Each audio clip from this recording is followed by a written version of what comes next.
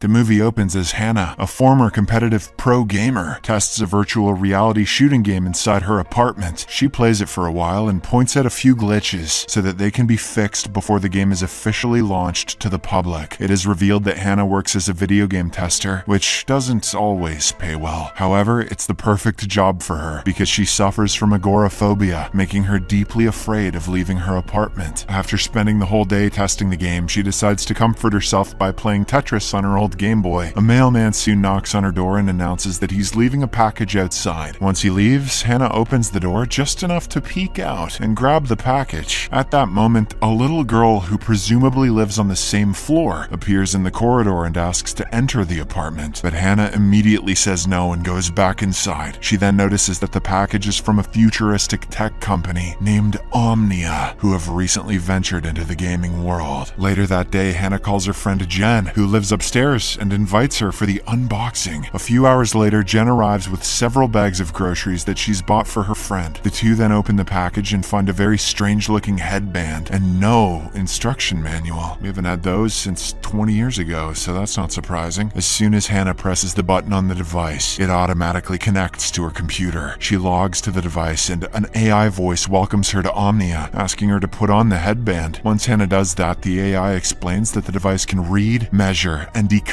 characteristic patterns in her brain. So, when it comes to gaming, her reaction time will be reduced to 0. But first, they need to calibrate the device. So Hana starts working on several mental exercises as shown by the AI. After a few exercises, the machine learns how she thinks, and Hana no longer needs her keyboard to operate her computer. She gets so obsessed with this new tech that she doesn't even touch the food that Jen cooked for her. After a while, Hana's landlord knocks on the door asking for the rent money. She is so engrossed in the game that Jen asks him to come back later that week. The friends spend a few more hours together and later Jen leaves, but Hana goes straight back to the AI and works hours on end to calibrate her mouse, headphones, and microphone. Whenever she gets sleepy, she chugs down tons of energy drinks to stay awake. This causes the AI to point out that her reaction time is slowing and that she should probably rest. In the next scene, Hana reluctantly goes to sleep, but the device keeps on reading her brain patterns, and the speaker starts playing lots of static noises in the apartment. When she wakes up, she goes to the bathroom to wash her face, but upon staring at the mirror, Hana is horrified to see that her gums are bleeding. At this moment, there's a knock on the door, and the little girl from yesterday begins talking from the corridor. She asks Hana to play with her because there aren't any other kids in the building. Hana explains she can't and shares stories of her childhood when her mother wouldn't let her out of the house. She had to learn how to play alone, which is why she became a fan of video games and got addicted to Tetris. She then offers to lend the Game Boy to the little girl, but the latter isn't answering anymore, thinking that the child must have gone back to her home, or that Gen Alpha just thinks Tetris is boring as shit. Hana goes to her bedroom. There, she searches for an old box in her closet and starts looking at childhood pictures. She cries as she remembers playing with her dad under the rain. It is then revealed that Hana has still kept a tennis ball from those days. That afternoon, Jen visits again, and the two play catch with the ball. This is done so the headband can calibrate to Hana's reflexes and depth perception. Shortly after, she mentions that the next exercise is about pain perception. She asks Jen to gently cut her forearm, but the latter angrily refuses and leaves. Therefore, Hana takes matters into her own hands and does the deed with a kitchen knife. Thankfully, it is enough, and this finally finishes the calibration process. The AI then explains that the device will continue to gather more data as Hana uses it. Afterward, Hana takes care of her small wound and finally eats something before going back to the computer. She starts playing the game normally, but soon she stops using her hands, controlling everything with just her mind thanks to the device. Just as promised, her reaction time is flawless, and she easily wins every match. Meanwhile, in her bedroom, a mysterious hand grabs the ball that Jen had placed there. Hana keeps playing for a few more hours, and finally decides to enter a tournament under a pseudonym. At this moment, the ball appears on the floor behind her, and when she's about to pick it up, she's startled by a sudden knock on the door. It's the landlord, who is asking for the rent money again. While Hana goes to ask him for more time, the ball floats up and glitches until it disappears into thin air. The landlord says Jen promised the money many days ago, which surprises Hana. She thinks Jen talked to him yesterday, but soon realizes she's lost track of time. Thankfully, the landlord turns out to be understanding and gives her one more week. After he departs, Hana returns to the living room and notices the ball has disappeared, but doesn't think much of it. Later that night, she has a nightmare where her mouth is bleeding heavily and her face changes into into a monstrous mess. This disturbs her greatly, so she activates her phone using the AI and calls Jen. Hana asks her to come over in the morning, apologizing for her earlier behavior. While she is distracted on the phone, the ball, which had vanished earlier, suddenly reappears. Following this, Hana goes to her living room and puts on a set of VR glasses. She then mindlessly waves her hand over the ball and discovers that this action causes it to virtually disappear. In fact, she can even transform the ball into a bird, which flies around before returning to the floor and becoming a ball again. Can the ball also become happiness? No.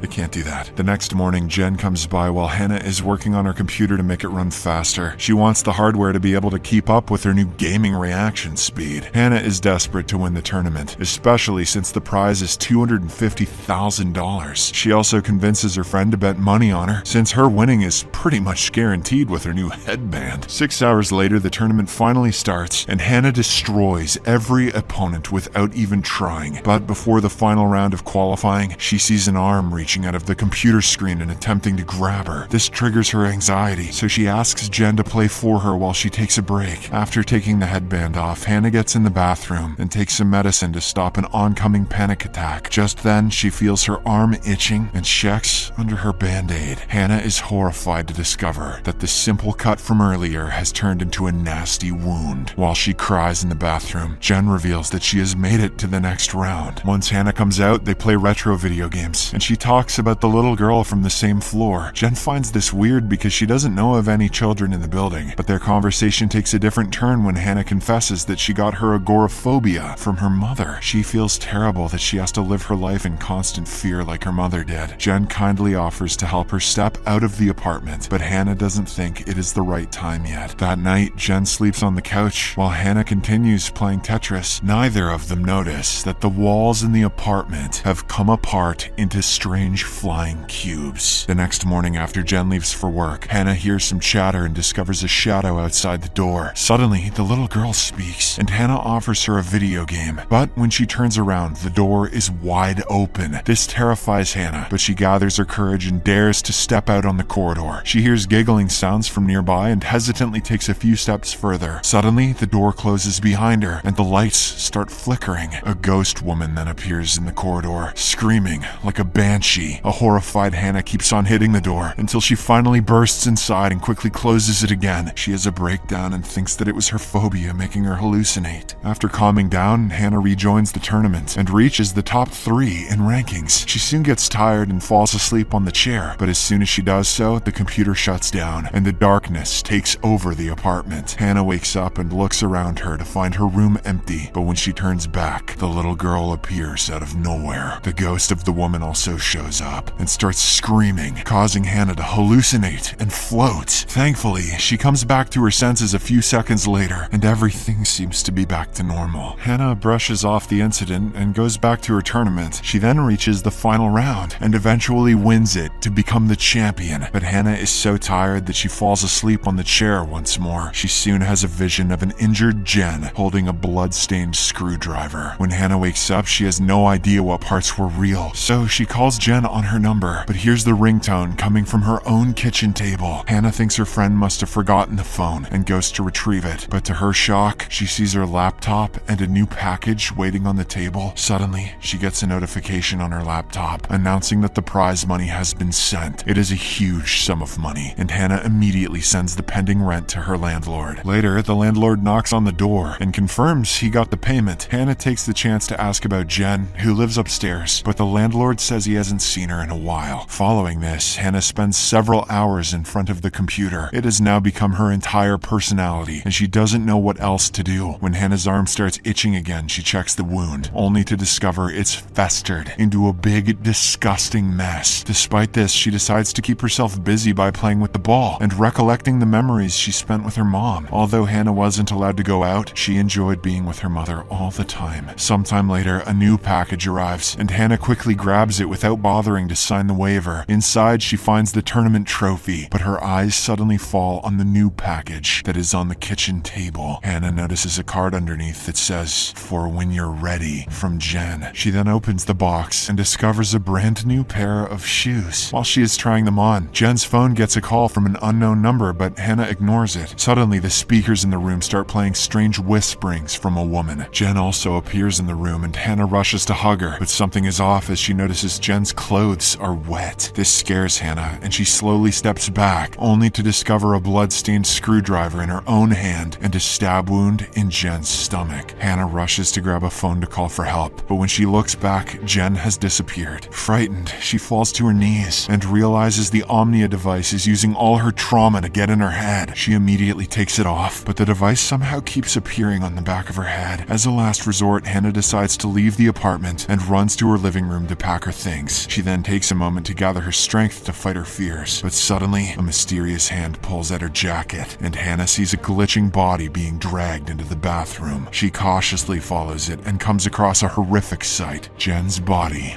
rotting in the bathtub. Shortly after, the entire apartment begins to change and it is revealed that the place is a mess which has not been cleaned for several weeks. Hana checks all the rooms, finding them dirty with rotten food in the kitchen. This makes her realize that she's been in some sort of hallucination for weeks without noticing the passage of time. Terrified, she finally leaves the apartment and runs through the stairs before her phobia can get to her. Hana eventually makes it to Jen's apartment and goes in using a spare key from under the welcome mat. But when she turns on the light, she finds herself back in her own place. Hana watches in shock as a vision shows her stabbing Jen. Then the duplicate Hana turns around and says, "Welcome to Omnia," before transforming into a horrible monster. A freaked out Hana runs out of the apartment as she sees the monster coming after her. A chase then ensues through the stairs, and with every step, one more monster joins the first one. Fortunately, Hana makes it to the roof, but stops running when she feels the rain falling on her body. After years of being inside, it reminds her of better times from her childhood when she used to play with her father in the rain. This helps her calm down, and when the monsters arrive, Hana jumps from the roof. The moment her body hits the ground, she reappears in her apartment and sees the ghost of the woman waiting for her. Hana finally realizes that the ghost is her mother's spirit, who does not want her to go outside, just like during her childhood. At this critical moment, someone loudly knocks on the door, making the ghost disappear. Turns out the police have arrived and they want Hana to come out. They suspect that she has killed Jen and want to question her. Inside, Hana has a breakdown and promises to never leave the apartment again if the spirit doesn't harm anyone. In the end, the police and the paramedics force open the door and find Jen's